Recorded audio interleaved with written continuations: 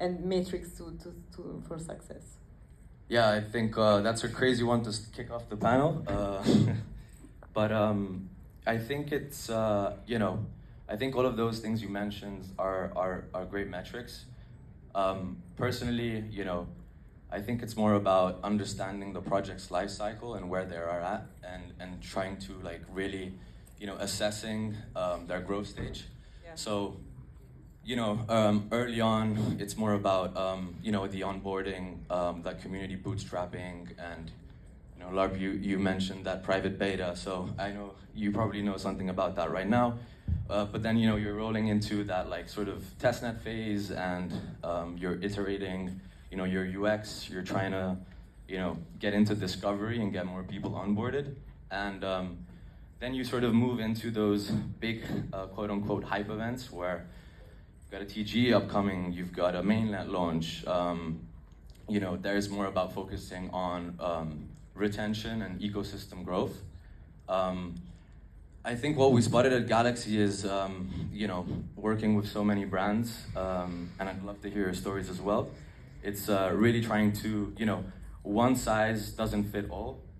It's more about really trying to understand the vertical of the project and assessing it that way. Having said that, these are all great metrics. I just think it's more about asking the right question at the right time, and making sure that you have everything in place to retain that community and achieve those metrics that way. Yeah, lovely. So basically, recapping is type of projects and phase of projects, and then you need to go down the funnel, because you guys need to know that I'm a big fan of this boomer funnel and frameworks that you see in the books. So you have, of course, the first phase, which is awareness, but then you need to retain, etc. So awareness is, let's say, the easier part, but let's talk now about actually the retention, or like the next phase of the funnel. How, Cami, would you define like culture and community? How important are these words and to build a strong community in our space? Because I believe that this is fundamental, especially after the awareness phase. So this question is for you, as I know that your agency is more focused on this aspect, basically. Yeah, for sure. So first of all, it really depends on what kind of product or company you are building or proposing to the market. If you're a B2B, you might not necessarily need to have a community. If you're more consumer focused, you definitely do.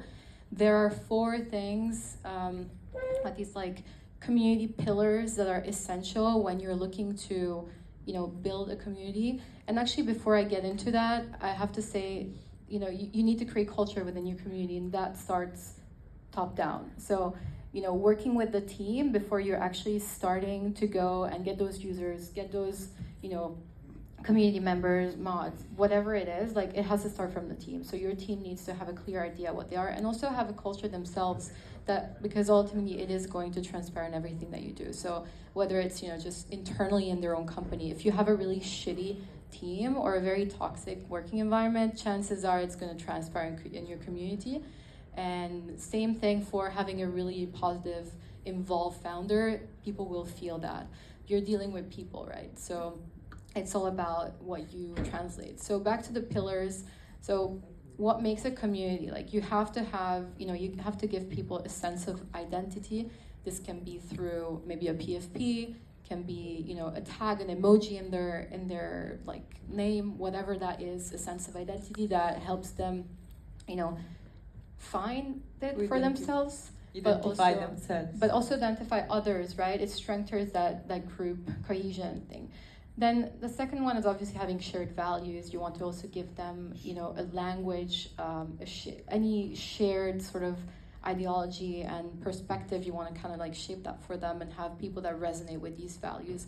Ultimately, you also want to create a sort of hierarchy in your community where you give opportunities to people to grow within that community. Like not everybody is the same, not everybody wants to be the same. You have to give them a chance to become more important, more OG, more whatever that is, right, better than other people. So it also incentivizes them to be more active. And then ultimately, obviously, the leadership. And this is maybe another take that might be a little controversial, but having an enemy sometimes or some rivalry with other projects can help also bring people together in that sense. I believe it's true. However, I think this rivalry should be healthy.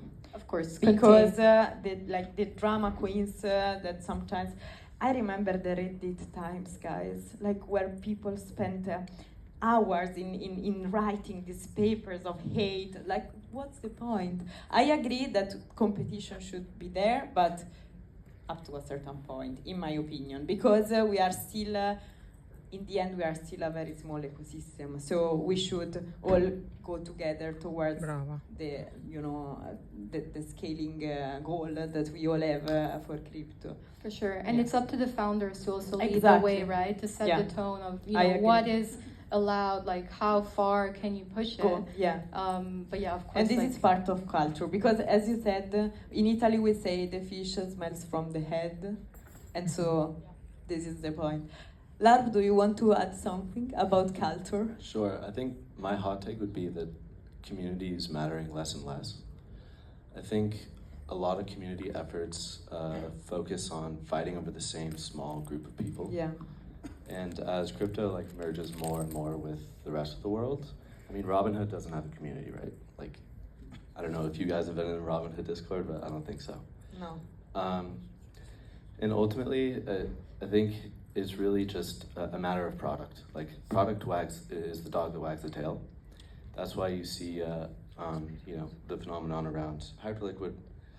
That happened completely organically. It wasn't masterminding like all these ideas about hierarchy and so on and so forth. So I have found my general efforts and time and energy on these things reducing over time. I kind of agree in some way, because I agree that we should be less ghetto style and try to onboard more from outside, and building these communities that are in the end into our social media, Discord, crypto, Twitter, etc., is not ideal. But for example, I give you one example that to me is extremely good in terms of culture and community. Vera Buddies. I know that, but Vera Buddies are onboarding everyone, and they really were able to onboard whoever girls in their community, and grab the attention, and then these people, if they want, learn more about crypto. This is, I think,